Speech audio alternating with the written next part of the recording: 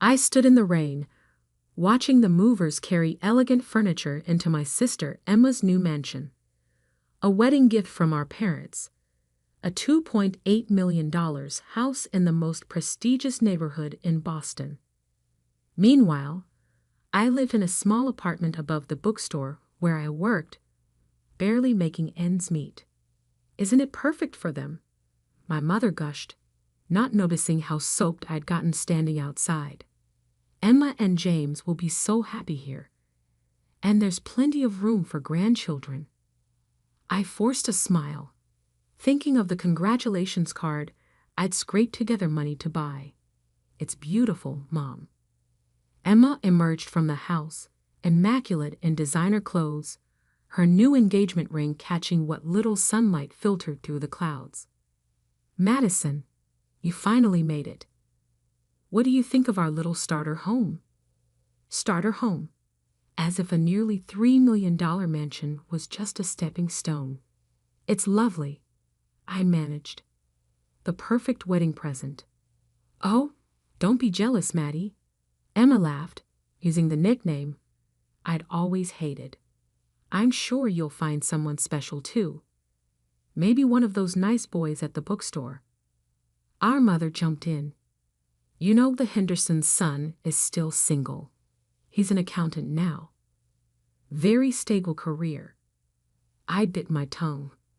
At 32, I had a master's degree in literature and was working on my first novel. But to them, I was just the family disappointment. The daughter who chose books over business, dreams over security. I should go, I said quietly. My shift starts soon. On a Saturday? Mom frowned. But we're having a family dinner to celebrate Emma's house. Some of us have to work weekends, Mom. Emma rolled her eyes. Still so dramatic, Maddie. This is why you struggle, you know. Always choosing the hard way instead of accepting help. Help, like the full ride to business school I'd turned down. Like the position at Dad's firm I'd refused. Like the arranged dates with suitable men I'd avoided. What they never understood was that their help always came with strings. Golden handcuffs designed to shape me into their version of success. The bookstore is short-staffed, I said, already turning to leave. And I need the hours. Well, Mom sighed, at least take some leftovers home. I hate thinking of you eating alone in that tiny apartment. I didn't tell her that my tiny apartment was my sanctuary, a space filled with books, art, and peace. A place where I could write without judgment, dream without limits. The next morning, I stopped at Pete's corner store for my usual coffee. Pete, a grandfather figure who'd been running the shop for 40 years, greeted me with unusual excitement. Madison, did you check your ticket? I'd blinked, confused. Then I remembered. The lottery ticket I'd bought 2 days ago. A silly impulse purchase with my last $5 when the jackpot had hit record numbers. Not yet. I pulled the crumpled ticket from my wallet. What were the winning numbers? Pete's eyes sparkled. Check the news, sweetheart. I pulled out my phone, finding the lottery website. The numbers appeared on screen. 7, 13, 24, 31, 42, 53. My hands started shaking. I looked at my ticket, then back at the screen. Pete, my voice was barely a whisper. I think I won. He grinned. I know you did, honey. I watched them draw your numbers live last night. All 6 matching numbers. You just won $97 million. The world seemed to tilt sideways. I grabbed the counter for support.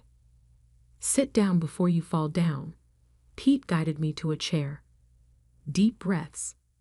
This is big news, but you need to be smart now. Don't tell anyone yet. Get a lawyer first, and for heaven's sake, sign that ticket. With trembling fingers, I signed the back of the ticket. Pete locked it in his safe, made me drink some water, and called his daughter, a respected financial attorney. "Caroline will meet you in an hour," he said. "She'll help you do this right." I nodded, still dazed. "Pete, my family." He squeezed my shoulder. "We'll find out soon enough. But right now, this is your moment. Don't let anyone take it from you." As I waited for Caroline, my phone buzzed. A text from Emma. "Family brunch tomorrow to discuss wedding plans. Wear something nice for once, and try not to be late like always." I stared at the message, thinking of her mansion, her perfect life, our parents' endless praise. For 20 years, I'd been the family afterthought, the daughter they'd written off as impractical, unsuccessful, lost. Now I had 97 million reasons to prove them wrong. I texted back, "Sorry, can't make it. I have something more important to do." For once, I wasn't lying. 3 weeks later, I sat in my new lawyer's office, signing the final papers to claim my winnings. Caroline, Pete's daughter, had been invaluable, helping me set up trusts, investment accounts, and ironclad privacy protections. "Remember," she said, reviewing the documents, "once we submit these, your name becomes public record. Are you ready for that?" I thought of the changes I'd already made. I'd quietly resigned from the bookstore, leaving my manager a generous check to help hire and train my replacement. I'd bought a beautiful but modest house in a quiet neighborhood, using a trust to keep my name off public records. And I'd started the groundwork for my own publishing company, determined to help other overlooked writers find their voices. "I'm ready," I said firmly. The next morning, my face was splashed across every news outlet in Boston. Local writer wins $97 million lottery jackpot. Bookstore employee becomes multimillionaire overnight. Madison Bennett claims record-breaking prize. My phone exploded with messages. Old classmates, distant relatives, forgotten acquaintances, all suddenly remembering my existence. But the messages I was waiting for came last. First, Emma. "OMG, Maddie. Why didn't you tell us? Call me immediately." Then Mom. "Madison Elizabeth Bennett. How could you keep this from your family? We're coming over right now. Where are you living?" Finally, Dad. "Your mother is hysterical. Call us this instant." I turned off my phone and poured myself a cup of tea, settling into my new home office. Through the window, I could see the garden where I planned to create a reading nook. The morning sun painted everything in soft gold, making the moment feel almost magical. My doorbell rang. Through the security camera, another of Caroline's suggestions, I saw them. My parents and Emma, standing on my porch. Emma was dressed like she was heading to a photo shoot, while my mother kept smoothing her designer dress nervously. I took a deep breath and opened the door. "Madison," my mother burst out. "We've been so worried. Why haven't you answered our calls? And how did you afford this house? The lottery money hasn't even been released yet and—" "Hello, Mother." I cut her off calmly. "Would you like to come in?" They filed into my living room, taking in the tasteful furnishings and wall-to-wall bookshelves with barely concealed surprise. "Well," Emma said, running a finger along the shelf, "I suppose now you can finally move to a better neighborhood. Maybe near my new house. There's a lovely little colonial for sale, only $4 million. "I'm happy here," I interrupted. "But thank you for your concern." "Maddie, darling." My mother leaned forward, her voice dripping with honey. "You have to understand our shock. This is life-changing money. You'll need guidance, proper financial advice. Your father knows several excellent wealth managers. I have a team of advisors, I said. And it's Madison, not Maddie. Don't be difficult, Emma snapped. We're trying to help. God knows you've never been good with money. Like that time I loaned you $10,000 for your starter business, I asked quietly. The one you never paid back. Emma's face flushed. That was different.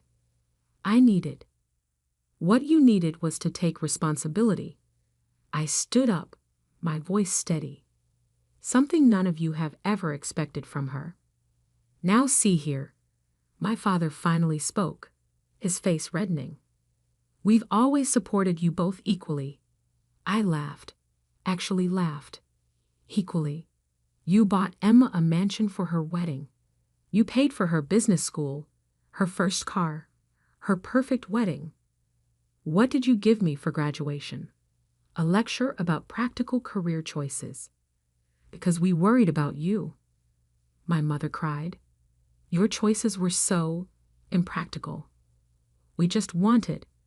You wanted me to be like Emma, I finished. The perfect daughter, the sensible one. Well, guess what? My impractical choices led me here. My job at the bookstore, the one you all look down on, is where I bought the winning ticket. And now you can finally have a real life, Emma said, as if she was being generous. We can help you invest, get you into the right social circles. No. The room fell silent. What do you mean no? My father demanded. I walked to my desk and pulled out 3 envelopes. Emma, this is a cashier's check for $10,000, repaying the loan you've conveniently forgotten about. I handed her the first envelope. Mom, Dad, this is a check for $15,000, the total of every gift, every payment, every contribution you've ever made to my life. I've kept careful records. They stared at the envelopes, speechless. The third envelope, I continued, contains documents showing I've already established my own publishing company, created a charitable foundation for literacy programs, and set up my investments with one of the top firms in the country. I didn't need your guidance then, and I certainly don't need it now. But we're family, my mother whispered. Yes, we are. And family should love unconditionally. Support dreams, not squash them. Celebrate differences, not try to erase them. I walked to the door and opened it. Now, if you'll excuse me, I have a meeting with my foundation board about funding new libraries in underserved communities. You're making a mistake, my father said stiffly. You need us. I smiled, feeling lighter than I had in years. No, Dad, you need me. And that's the real reason you're here, isn't it?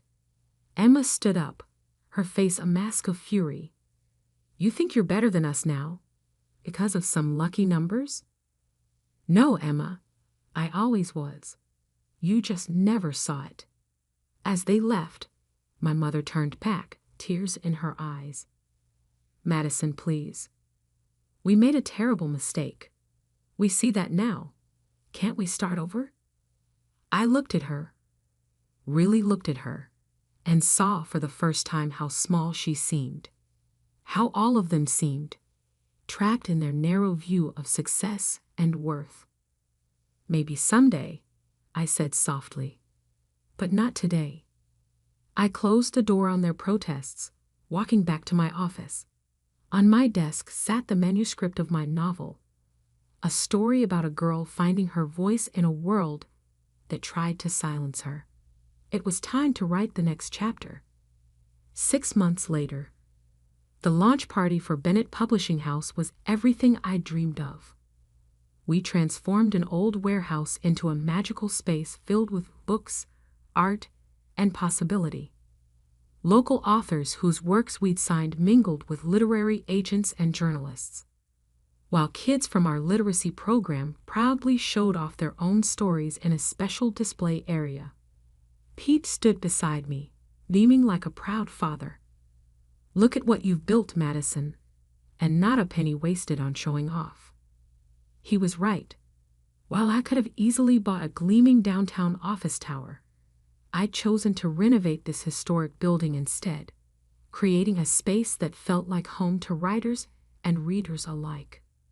The millions I'd won had been carefully invested in education programs, in supporting new authors, in building something meaningful. My phone buzzed. A text from Emma. "Saw your company in the Business Journal. Must be nice having everything handed to you. Betito, James lost his job. We could use some family support right now." I deleted the message without responding. Over the past months, they tried everything: guilt, manipulation, fake kindness, and finally, outright demands. Emma's starter mansion was apparently too small now. Mom and Dad's country club membership needed renewal. James's failed investments needed covering. I'd ignored them all. "Miss Bennett?" A young girl tugged at my sleeve. She was one of our literacy program students, clutching a notebook. "Will you read my story?" "Of course, Sophie." I led her to a quiet corner, sitting down at her level. "What's it about?" "A girl who finds a magic pen," she said shyly.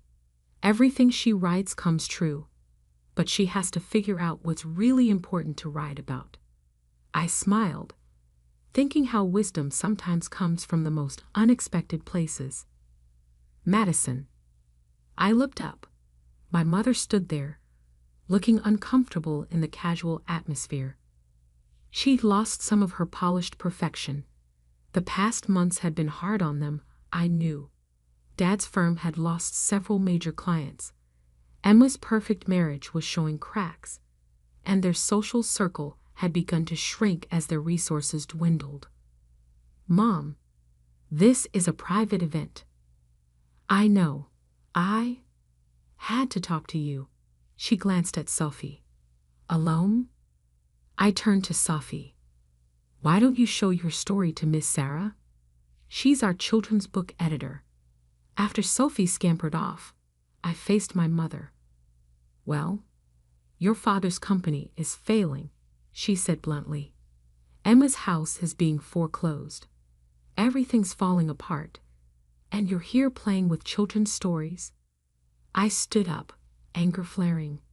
"Playing? Look around, Mom. Really look. See those kids? They're learning to love reading, to believe in their own voices. See those authors? They're getting chances they never had before. I'm not playing. I'm building something real. But your family has never respected my choices." I cut in. "Even now, you're not here because you care about what I've built. You're here because you need money." She flinched. "We're still your family." "Are you?" I walked her over to our wall of success stories. Photos of children reading, authors signing their first contracts, community programs making real change. Family celebrates each other's victories. Family supports each other's dreams. When was the last time you asked about my novel? My goals? My happiness? I don't know. Exactly. I turned to face her. The lottery didn't change who I am, Mom. It just gave me the freedom to stop seeking approval I was never going to get. Tears filled her eyes. "We were wrong. I see that now. But can't you forgive us?" "Forgiveness isn't the issue," I said gently. "I forgave you months ago. That's why I'm not angry anymore. But forgiveness doesn't mean letting people keep hurting you. What do you want from us?" "Nothing. That's the point. I don't need anything from you anymore. And until you can want a relationship with me that isn't about money or status or your idea of success, we don't have anything to discuss." A commotion near the entrance caught my attention. Emma had arrived, with Dad and James in tow. "Really?" I sighed. You all came to ambush me at my company's launch. We're desperate. Emma cried, mascara running down her cheeks. James lost everything in that investment scheme. The bank is taking our house, and Daddy's company is dying. Please, Maddie, you have to help us. The room had gone quiet. Our guests tried to pretend they weren't watching the drama unfold. I looked at my family. Really looked at them. Dad, gray and deflated without his usual power. Emma, designer clothes now slightly worn, desperate for a bailout. Mom, torn between pride and need. No, I said firmly. No. Dad's voice cracked. I'll make you all a different offer instead. I pulled out my phone, pulling up some photos. This is Carter Financial Services. They're looking for experienced advisors with community connections. Dad, they've agreed to interview you for a senior position. No guarantees, but a fair shot. I swiped to the next photo. Emma, the local arts center needs a fundraising coordinator. With your social skills and event planning experience, you'd be perfect. James, my friend's construction company is hiring project managers. Real work, fair pay. You want us to work for other people. Emma looked horrified. I want you to earn your own way. Like I did. Build something real. Find out who you are without the fancy titles and borrowed money. And if we refuse, Dad asked stiffly, then you'll figure something else out. But you won't get a dime from me to maintain the lifestyle that made us all so unhappy. Mom stepped forward, surprising me. The Arts Center, they really think Emma would be good at fundraising? Yes, because she is good at it. When she's actually trying, not just playing the perfect daughter. Emma wiped her eyes, smearing expensive mascara. I don't know how to be anything else. Yes, you do. I took her hand, the first time we touched in months. You're smart, capable, and determined. Use those qualities for something meaningful instead of just appearances. Dad cleared his throat. The position, at Carter Financial. When's the interview? Tomorrow at 10. Don't wear your Rolex. Show them your experience, not your ego. One by one, they nodded, not happy, not grateful, but perhaps thoughtful. As they left, Mom turned back. Your company, it's really amazing, Madison. I'm sorry we never saw. I know, I said softly. Maybe someday you'll see me too. After they were gone, Pete appeared at my side. You okay, kiddo? I looked around at my publishing house, at the dreams being born, the stories being told, the lives being changed. You know what, Pete? I really am. Sophie came running back, waving her notebook. Ms. Bennett, Ms. Sarah loved my story. She said maybe someday it could be a real book. I knelt down beside her. Want to know a secret, Sophie? Every real book starts with someone brave enough to tell their story. Like you. Like all of us. Later that night, I sat in my garden reading nook, working on my novel. My phone buzzed with a text from Emma. I have an interview at the Arts Center tomorrow. Any advice? I smiled, typing back, be yourself, your real self. The lottery hadn't just given me millions. It had given me the chance to show my family and myself what real wealth looked like. Not the money in my bank account, but the courage to finally be exactly who I was meant to be. And that was worth more than any number could measure.